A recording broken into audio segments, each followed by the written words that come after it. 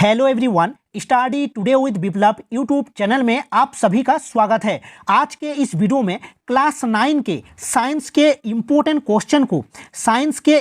Question को देखने वाले हैं। आपके आने वाले वीकली टेस्ट के लिए अति महत्वपूर्ण क्वेश्चन है। साथ ही ये क्वेश्चन आपके फाइनल एग्जाम के लिए भी बहुत ही महत्वपूर्ण है, इसलिए वीडियो को अंत तक देखिएगा, वीडियो को लाइक करिएगा और वीडियो को दोस्तों में शेयर करिएगा। तो चलिए शुरू करते हैं। क्वेश्चन नंबर 1 को देखिए। एक तीव्र यानी कि प्रचंड रोग है, खांसी जुकाम, एक्जिमा, फीलपांव या टीबी। तो राइट आंसर होगा खांसी जुकाम। याद रखिएगा, कम अवधि वाले कुछ रोगों को तीव्र रोग कहते हैं, जैसे खांसी जुकाम। खांसी जुकाम वायरस से होता है, खांसी जुकाम वायरस से होता है, तो इसका राइट आंसर हो जाएगा खांसी जुकाम। नेक्स्ट क्वेश्चन गिवन है, एक दीर्घकालिक रोग है। दीर्घकालिक रोग किसे कहते हैं? ना ऐसे रोग जो लंबी अवधि तक अथवा जीवन पर्यंत रहते हैं। तो ऑप्शन को देखिए, मलेरिया, एक्जिमा, जुखाम या हैजा। तो राइट आंसर मलेरिया होगा। मलेरिया एक दीर्घकालिक रोग होगा।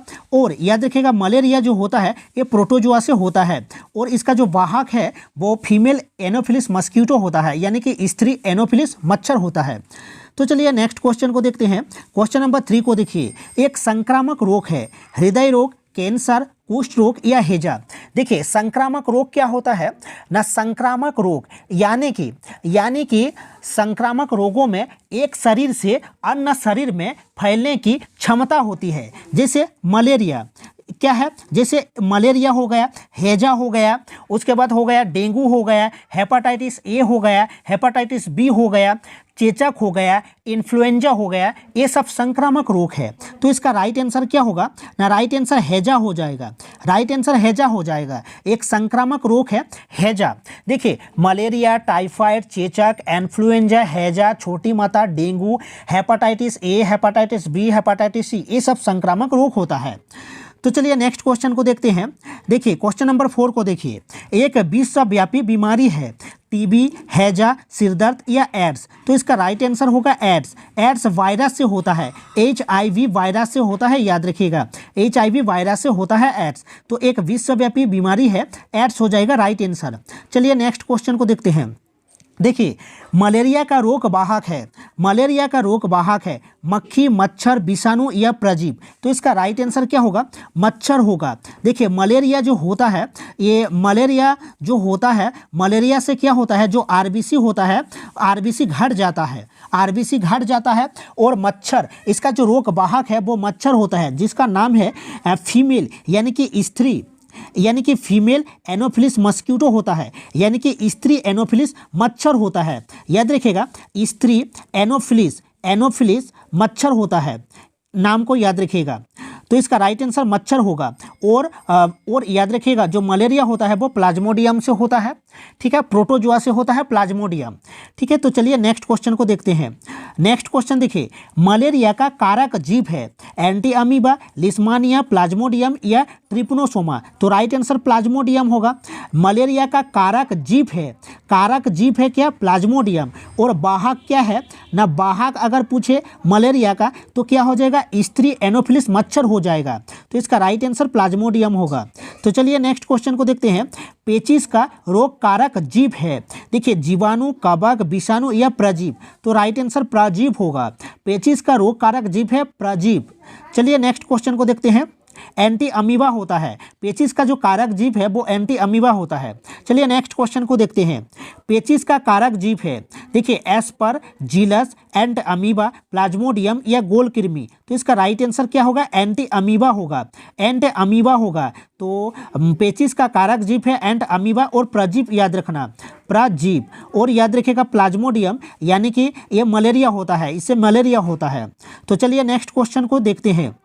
देखिए नेक्स्ट क्वेश्चन गिवन है, किस पोषक तत्व की कमी से एनीमिया नामक बीमारी होती है? किस पोषक तत्व की कमी से एनीमिया नामक बीमारी होती है? आयोडीन, आयरन, तांबा या जस्ता। तो इसका राइट आंसर हो जाएगा आयरन। एनीमिया यानी कि जो रक्त होता है वो कमी हो जाती है, रक्त की कमी हो जाती है शरीर में, जिसे एनीमिया कहा जाता है। तो इसका राइट आंसर आयरन होगा। आयरन की कमी से क्या होता है? एनीमिया होता है। तो इसका राइट आंसर हो जाएगा आयरन। चलिए, और आयोडीन की कमी से क्या होता है? घेंघा रोग होता है। तो चलिए नेक्स्ट क्वेश्चन को देखते हैं। क्वेश्चन नंबर 10 को देखिए, किस पोषक तत्व की कमी से घेंघा रोग उत्पन्न होता है? आयोडीन, आयरन, तांबा या जस्ता? तो राइट आंसर हो जाएगा आयोडीन। आयोडीन की कमी से घेंघा रोग होता है। और आयरन की कमी से क्या होता है ना, एनीमिया होता है। आयरन की कमी से एनीमिया होता है, याद रखिएगा। तो इसका राइट आंसर आयोडीन होगा।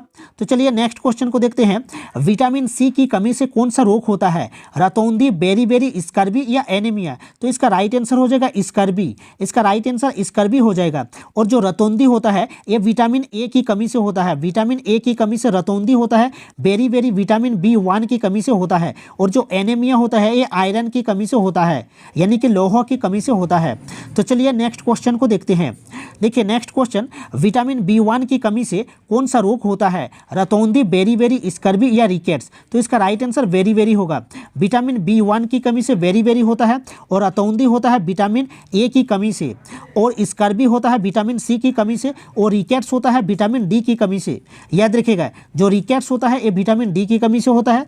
बेरी जो होता है B1 की कमी से होता है। रतौंधी जो होता है विटामिन ए की कमी से होता है। और स्कर्वी जो होता है विटामिन सी की कमी से होता है। तो चलिए नेक्स्ट क्वेश्चन को देखते हैं। एंथ्रेक्स नामक रोग किस प्रकार के रोग कारक के कारण उत्पन्न होता है? वायरस, बैक्टीरिया, फंजाई या प्रोटोजोआ?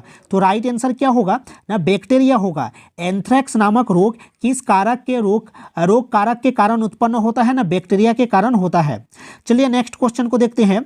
नेक्स्ट क्वेश्चन देखिए, रोगवाहक कीट का उदाहरण है। रोगवाहक कीट का उदाहरण है मक्खी, मच्छर, तिलचट्टा या इनमें से सभी? तो राइट आंसर होगा इनमें से सभी हो जाएगा। देखिए अंतिम क्वेश्चन को देखते हैं।